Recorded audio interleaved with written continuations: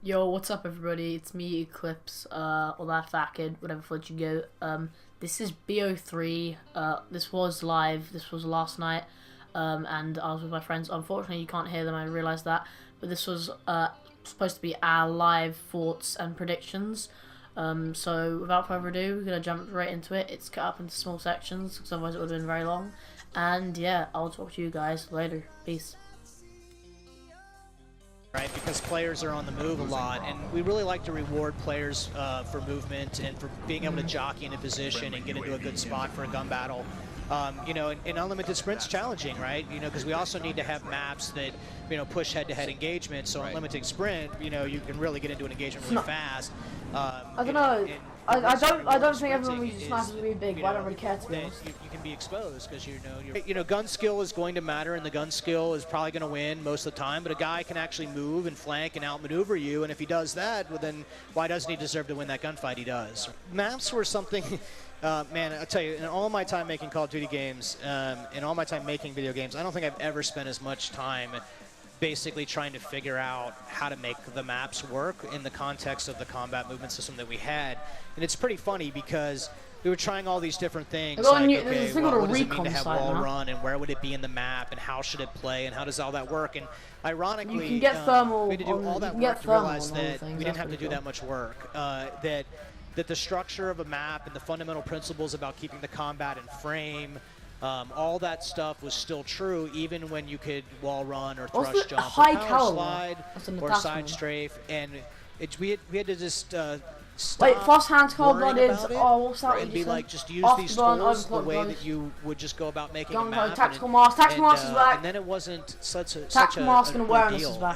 And I mean, I think the first map in the development of this game took longer to make but it still feels like you'd expect from us. Yeah, it does look like Titanfall, but really Titanfall was good. Make sure that we did not tear apart the stuff that makes a Treyarch. I thought it was going to be terrible. So will the maps have any like dynamic events? Like, let's say in Black Ops 2, you'd be on Express. It does. It looks like the train would just kind of what was it? Discovery. Have we seen anything like that in Black Ops 3? Yeah, people ask me about dynamic map events all the time. Oh yeah, no, yeah, Array with the recon. Right? So if you go back and look at sort of some of the history that we've had, you know, with rocket ships taking off and dams bursting for waterfalls and all these kinds of things. That stuff's fun to do for sure, but we don't force it. Yeah, the sliding looks like you can go especially Black Ops 3. Can you cancel the slide? MP, not this game. You're not going to force any set of pipes and transform. It sounds like it's got a ring to like turn to it, you know what I mean? Like, a lot of the animation that you'll see sounds like small fast here, you know, you know, not necessarily here at the floor, and we'll see if those actually, those things. Why is that guy running? Oh, kill cam. There's one in particular I'm excited about, but we're not revealing them. Yeah, that was kill cam. I think they run fast. Yeah. No, that was kill cam. It runs faster than kill cam. Underwater stuff. So we like, you know, the underwater play is there, but will there be any like maps that like specifically focus more on underwater battle or combat or tactics than others? Yeah. Or it might be like an exo build or something like that. That are in development right now that use water more, you know, throughout the entirety of the design than some of the ones here. But interestingly enough, for us, you know, swimming in water, this is something else where you want it to make sense for the environment, and you don't want necessarily every map to be about water and traversing. I like water. Supply drops, but Sledgehammer 4, that just jump in there, like adding more things into supply you know, drops, that'll fix their game. To help you hop on a hard point or maybe take an alternative. I really want a good COD to be because you know, so it needs to make sense. The last two so CODs really have. You're not going to find water or swimming in every single map. Done water forever.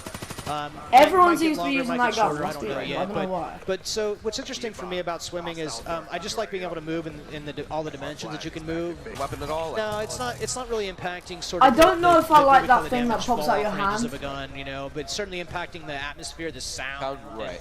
You know, and the explosions underwater. Fantastic. Especially love the spikes, like gravity spikes felt amazing. The other side of the specialist for us was, you know, we're having a lot of fun in this game, integrating our world fiction, right? These are characters that you heard their voices, you know, they've got backstories.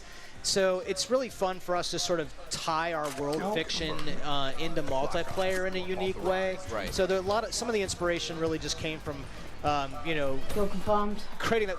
We Prophet, they know what he's capable of. We think that stuff's great. I mean, we've been, if you look back, I can't wait to see some remakes from BO2. We've been doing this for a very long time. I mean, we had in Black Ops, the first Black Ops, we actually Perk 1 I can't wait to see some remakes of BO2 So maps. you know, awesome. for us, it's just really fun to to visualize those chunky choices. Awesome. I have one last question. I have to do it pretty quickly. So, Do you think Black Ops, really well known for just having like lots of customization in the private games, the custom games. Let me personally do a lot of like really quirky games. Boys, like let's do some bets. What maps do you think they're gonna make remakes of on BO3? Lists too. Were there any like I know when you guys first started, you both started. What about Radiation BO1? I forgot what it was called. The minigun. Scythe, right? Scythe. I don't know. I feel like Radiation. Yeah, modern Radiation. So instead of like an old minefield, I don't know, something modern, because that was a popular map. Favorite specialist? WMD. I don't know if that would fix Probably the Scythe sort it felt though. good. I can't remember the specialist that had the revolver. That felt good too. Right. Yeah, I like the Glitchko. Yeah, so much fun. But dudes, congratulations on winning. It's awesome to have you guys at E3, and thanks for taking some time to hang out with me. Thank you. So, yeah, thank you guys. Jungle, that will Alright, never cool. go in there. All right, we'll be back just a few minutes. Hang tight for some more E3 action powered by Twitch.